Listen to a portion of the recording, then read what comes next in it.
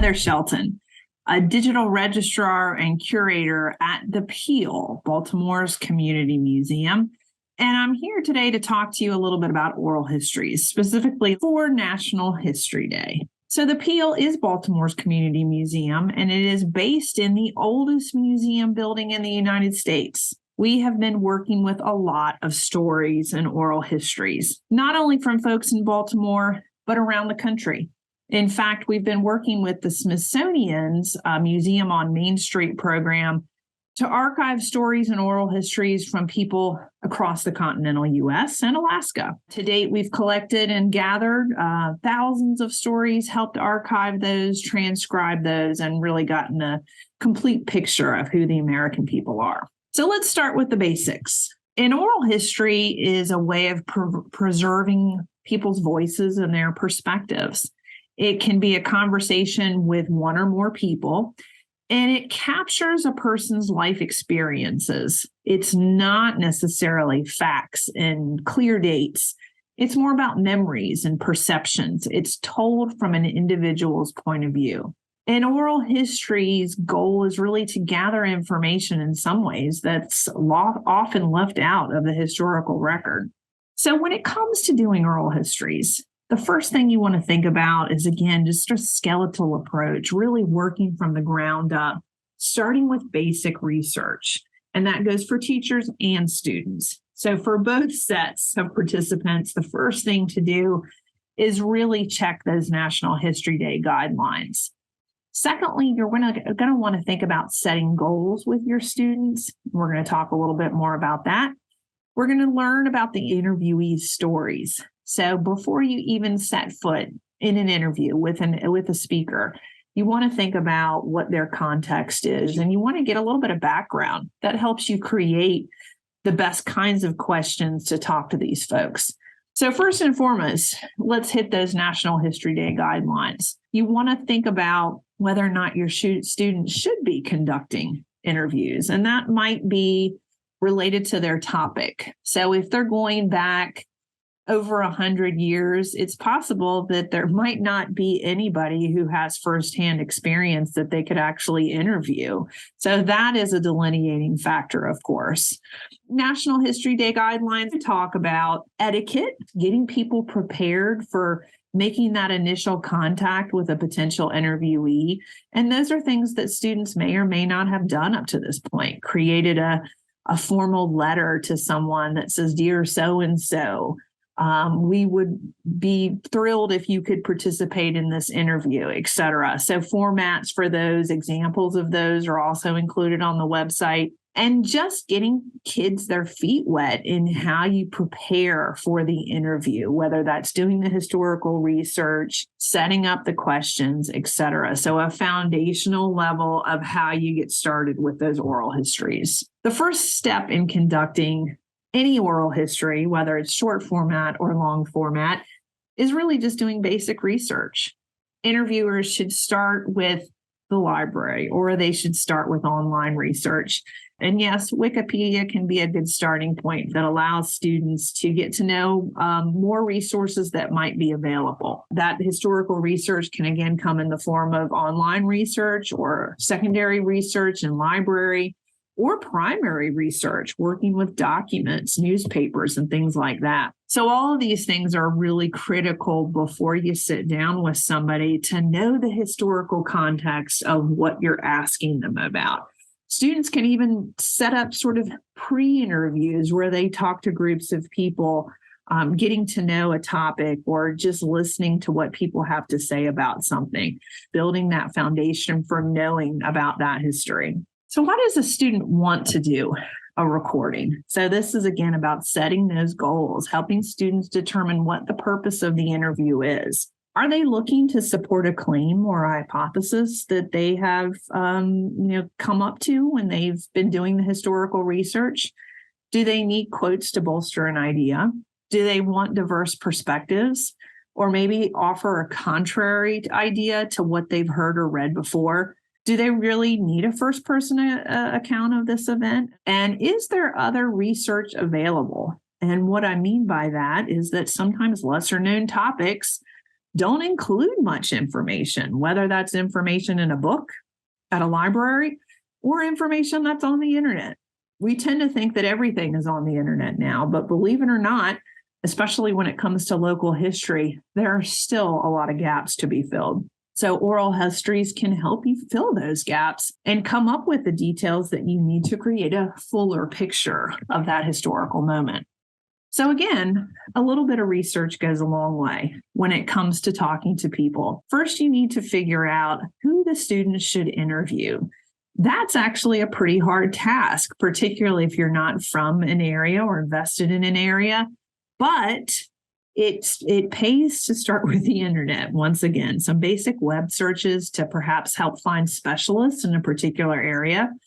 I certainly would direct, as a museum person, would direct you to local museums who often have their finger on the pulse of historical events that not only happened in those local communities, but again, have those tentacles that reach out beyond the local to national experts. Now, do you want to interview historians or do you want to actually interview somebody who was there? A historian is a great place to get some names of folks who might have actually had firsthand experience with an event or were bystanders at an event, et cetera.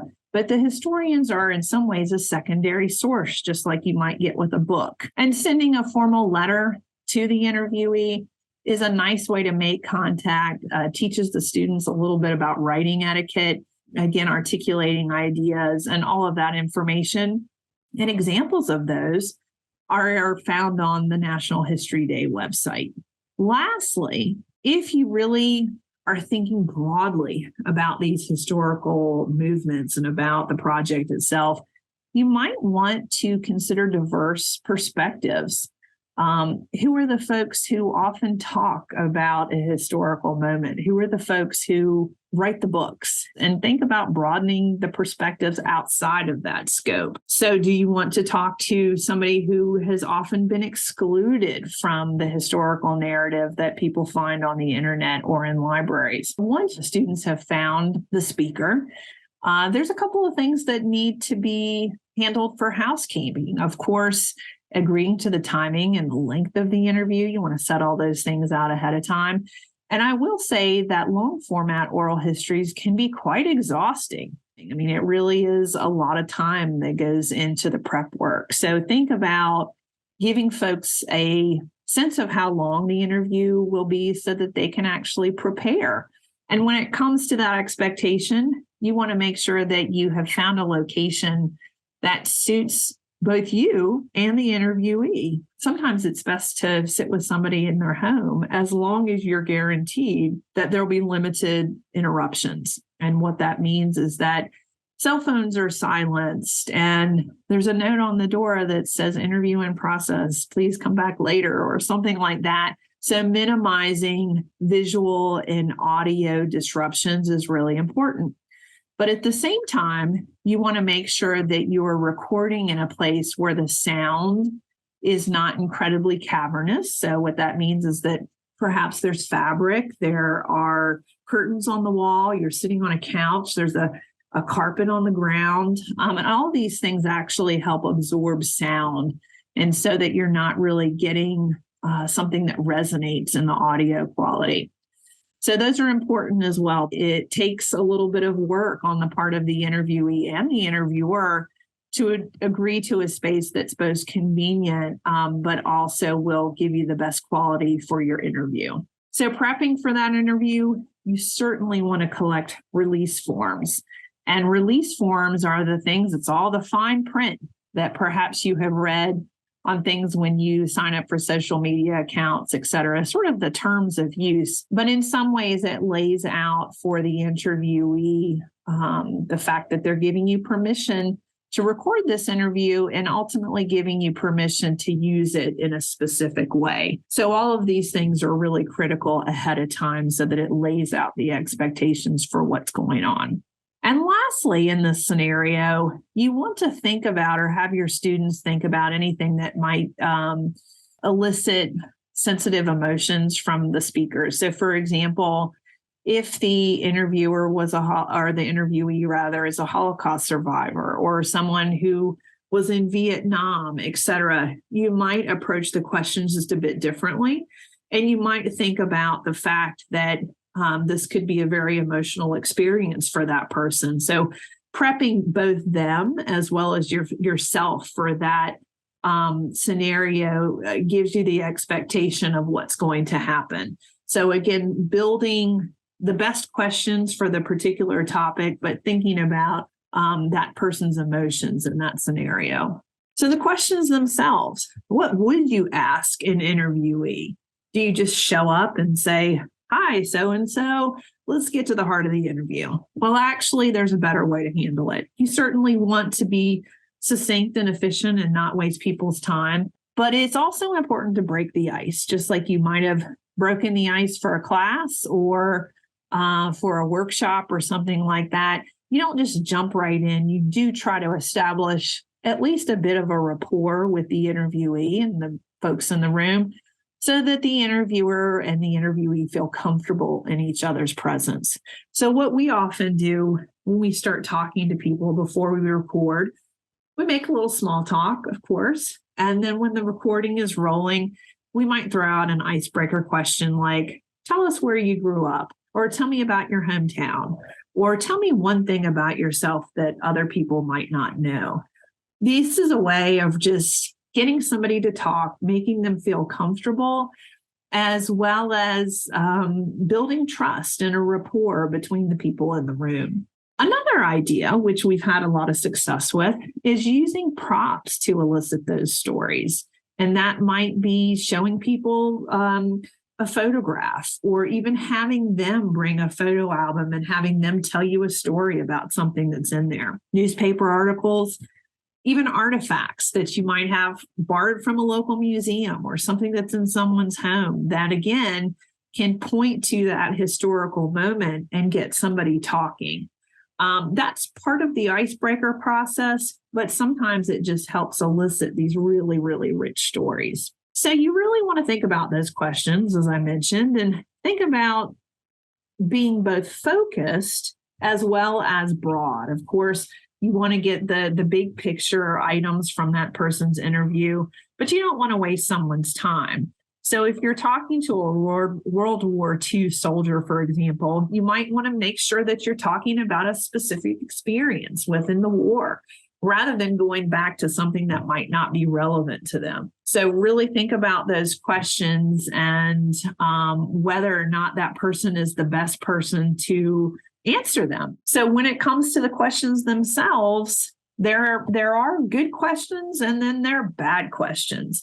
So for the most part, what we tried to do is to throw out the yes or no question. So for example, did you land at Normandy Beach?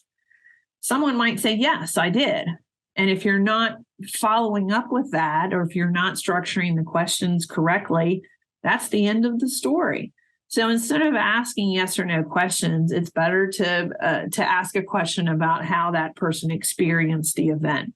What was it like to be at Normandy Beach? Can you describe the sights and sounds of what you experienced, rather than just asking them whether or not they were there? So lastly, a couple of things that are really important, particularly as we deal with disinformation, misinformation online, and bias, is this idea of leaving your own bias at the door as an interviewer.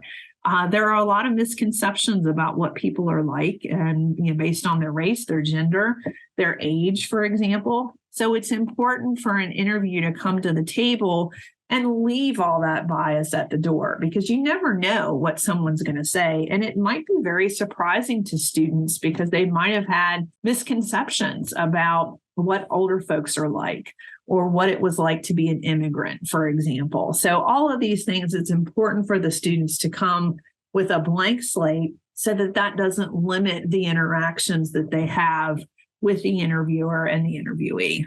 And lastly, again, a matter of courtesy, sometimes it's important to share those questions ahead of time. And that just enables the speaker to think more deeply about the questions that they're going to be answering and really give a complete picture of what's going on.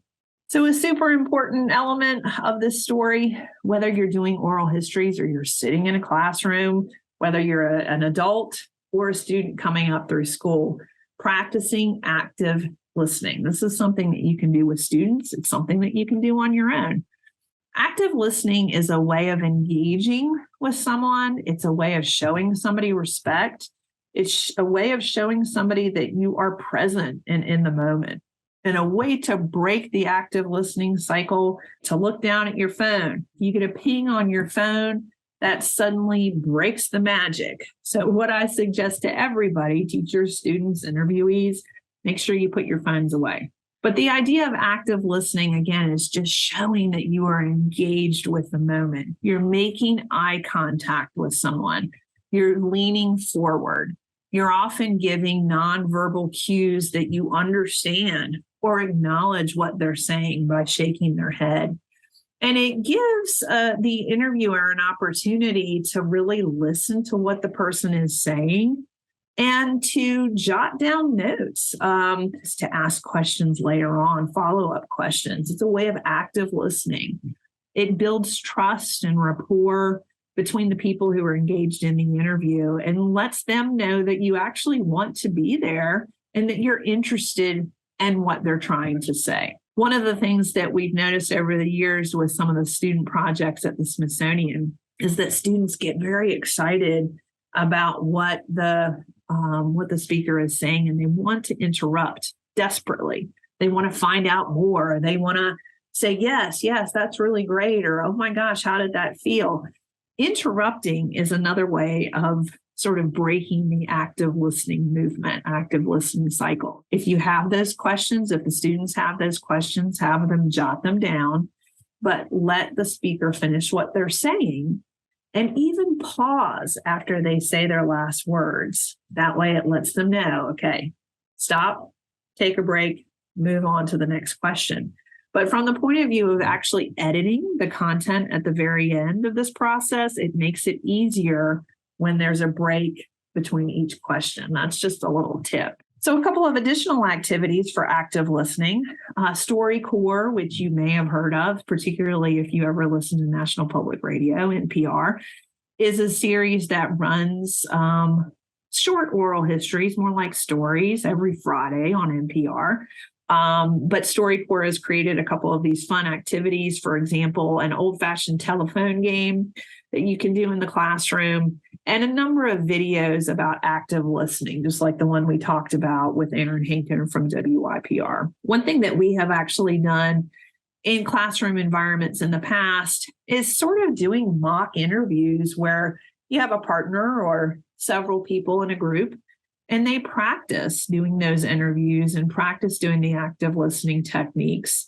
It's just a great way of solidifying everything that the students are learning. So on the day of the interview, you've done all this research, the students have practiced, and everybody's ready to go, and you start the hard work of actually doing the recording. So when students are actually starting, they want to include some specific information that will help provide context, not only for them, but for people who might be listening to that interview later on. So they start the recording with their name, the name of the interviewee, and of course, anybody who's involved in the project that wants to be included. They list the full date, the day, the month, and the year of the recording session, and the location of the interviewer. They probably don't want to say I'm at a specific person's house with their address for privacy reasons, but they can say the name of the town, or if it's feasible, the neighborhood that the interviewee is taking place in or where they live. They also want to include the proposed subject of the recording. So if we were talking, again, with that World War II soldier, we might say, today we're talking with Mr. Evans about his experiences at Normandy Beach. So it provides the context that somebody coming later on can know what the interview is about. And lastly, you want to practice that active listening that we talked about. And once students have practiced that ahead of time, you can see that it really, really works. Don't let technology define your project. The hard work comes with the research, with the questions, with the preparation. It should not come with the technology. So what I often recommend to people is sometimes it's better to use the tools that we're already familiar with, whether the teacher is setting it up or the students are setting it up entirely on their own. Use the tools that you're already familiar with. And I will say that we have gotten very, very great results from ordinary smartphones by adding a couple of these additional adaptations, plugins. You can really create master recordings. And I've included a couple of photos of some of the things that we've used in the past. These plug-in lavalier microphones or adapters that can really amplify sound. Now, I will say these are really critical because smartphones on their own don't necessarily have the best recording tools. And unless they're right up against somebody's mouth, which doesn't necessarily make for the best visual if you're doing a video, you're not going to get a high quality recording. So you definitely want to use a microphone of some sort, whether it's plugged in to a smartphone, a DSLR camera, or a webcam, if you're doing something on Zoom, et cetera, to get the highest level audio quality. And speaking of Zoom, there are lots of alternatives out there, Google Meet, Skype, and even one we use called Their Story, which is specifically for recording oral histories. And it was created by folks who were involved in the museum business and have an understanding of all the context of what goes into an oral history. So that's one that you should definitely check out.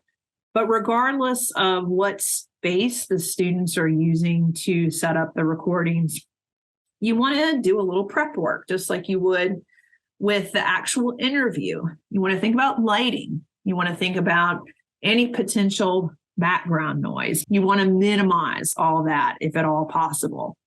You also want to minimize any of the notifications that you're going to be getting through your computer or your phone. Even a camera can make noises when it's doing the shutter click. So it's an easy way to make the whole project sort of dissolve with those external sounds. The background visuals, of course, be mindful of what's behind your head in an interview. We've actually done interviews where people had dirty laundry baskets, and it's a bit distracting, quite frankly. So setting up that space the same way you would if you were there in person is a really nice way of creating a professional environment. And one thing that, again, a lot of people don't think about is that not everybody has a stable Wi-Fi connection. So you want to ensure that both the interviewer and the interviewee have strong internet connection. A few years ago, we did recordings with folks in their dorm rooms. So we were recording from our offices. They were in dorm rooms on campuses of various universities, and it just couldn't handle the bandwidth of the recording. So a lot of the recordings ended up being pixelated with the audio dropping out. So if someone's in that environment, they need to find a stable connection, either through a local library or a school, that they know that they're going to be able to carry on a video conversation with you. And lastly, again, sort of understated, but incredibly important to the process, is testing before you do the recording. Set up just a pre-check interview that might take 5 to 10 minutes just to test their equipment and to make sure that when the big day comes, everybody's going to be ready to roll. There's not going to be any problems with people's computers or their devices or their microphones, and you're not disappointed when the time comes. So doing a little pre-check work saves you hours of time in the long run.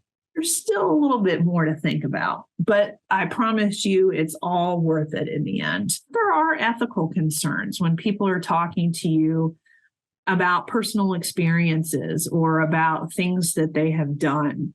The idea is do no harm, which really means that whatever you're asking somebody or they're telling you couldn't come back or shouldn't come back to their detriment later on. And that's something that's really important. And I included the picture of the person in a protest because there are some things that could potentially leave an interviewee liable for a place that they were, where perhaps people were arrested, or a place that could come back to haunt them, that they were there later, and shouldn't have been there, or whatever it happens to be.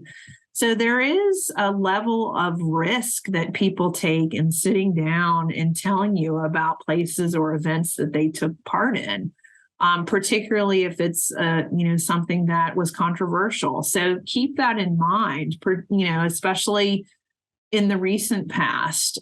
So we already talked a little bit about release forms. Super important to get those out of the way as early as you can, so that someone can get a sense of what to expect. They anticipate what's going to be happening with their recording and their story. They know how it's going to be used, and they give you the proper licensing to be able to use it. So super important to have those always on file. And when it comes to doing no harm, particularly today, in the age of mapping and all the internet searches that are out there, keep privacy in mind.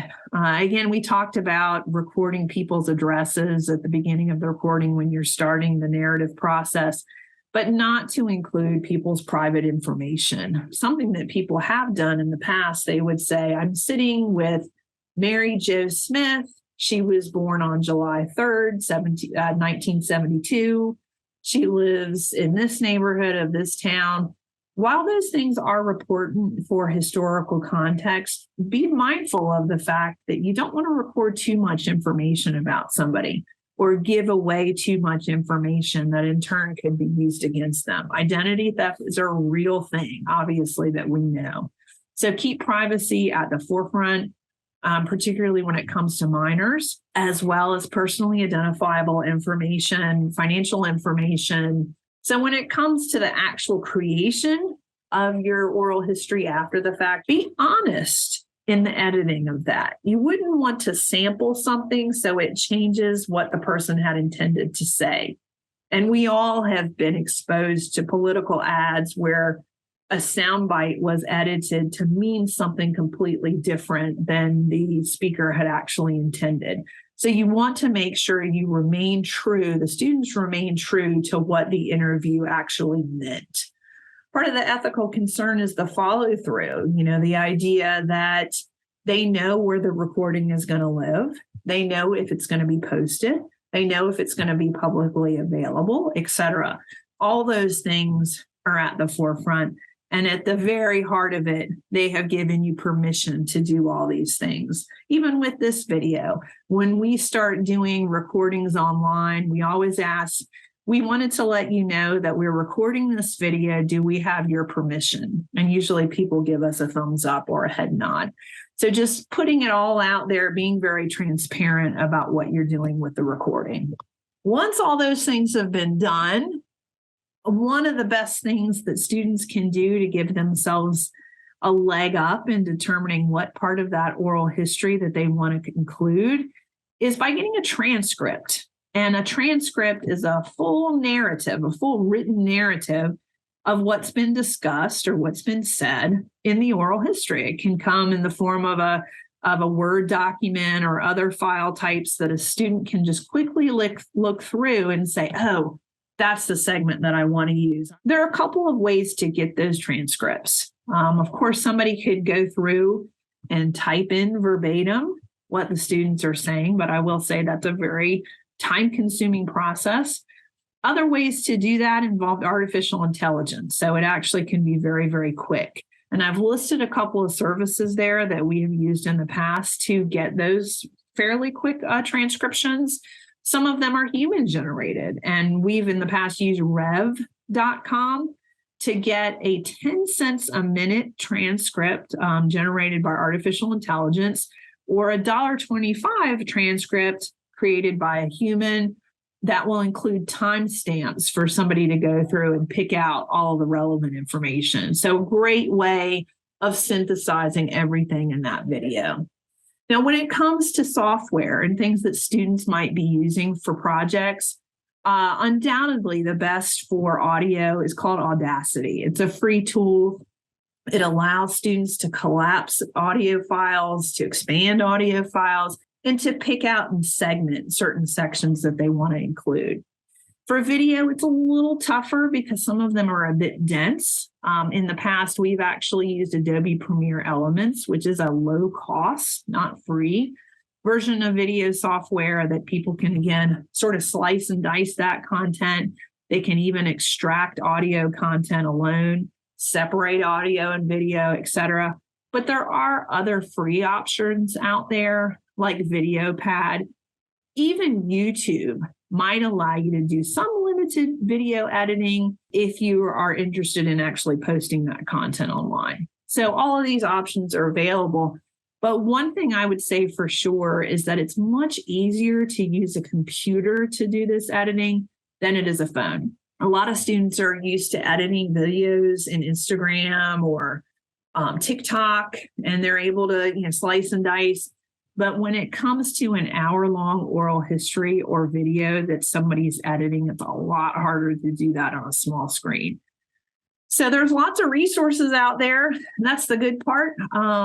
There are oral histories that have been archived for many decades now. So if students have determined that this is just too much of a heavy lift and they would already want to look for existing oral histories, I would recommend checking the lists that we've got here, including Library of Congress, National Archives, StoryCorps, Smithsonian, Presidential Libraries and Museums, and lastly, Internet Archive for existing oral histories on a topic. And I listed that one last as I was speaking because that one actually, in my opinion, is a little bit easier to search. That being said, a lot of libraries and museums also have posted oral histories to YouTube. So it is certainly an accessible way to look for oral histories. The big thing about any of these platforms is checking for rights and permissions, checking for copyright to see if these are in the public domain or if they can be reused. That's the biggest thing. This goes along with the ethical concerns of using digital content responsibly. In many cases, if you find something on YouTube, you could always try to contact the original creator to see if it would be okay that it's reused.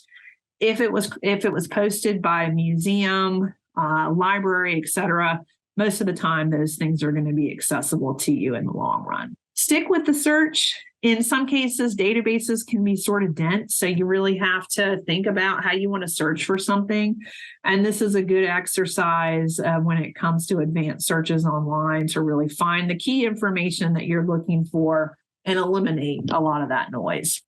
So why use oral histories? We've been talking for a while now, and you're probably thinking, gosh, this is a lot of work. But the benefits of students working with oral histories is tremendous. Not only will they be doing original research, and that's really important because ultimately they are doing something that has not already been added to the historical record, but they're sharing it with others to expand that knowledge as well. So they're in the heart of doing the research and becoming real historians. They're also active and really engaged in this process, which puts them at the center of the whole thing. It puts them at the center of the direction in this. And in that way, it gives them a confidence to do things that they might not have otherwise been confident to do.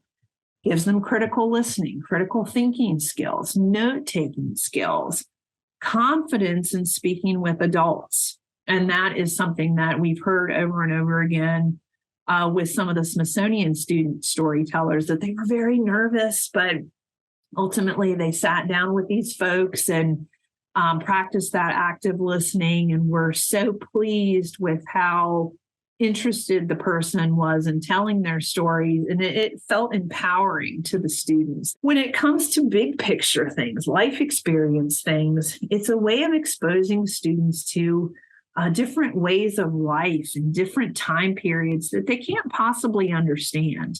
And let's face it, it's difficult to understand what it would have been like to be at Normandy unless you actually talk to somebody or you read those primary sources, you look at those original photographs.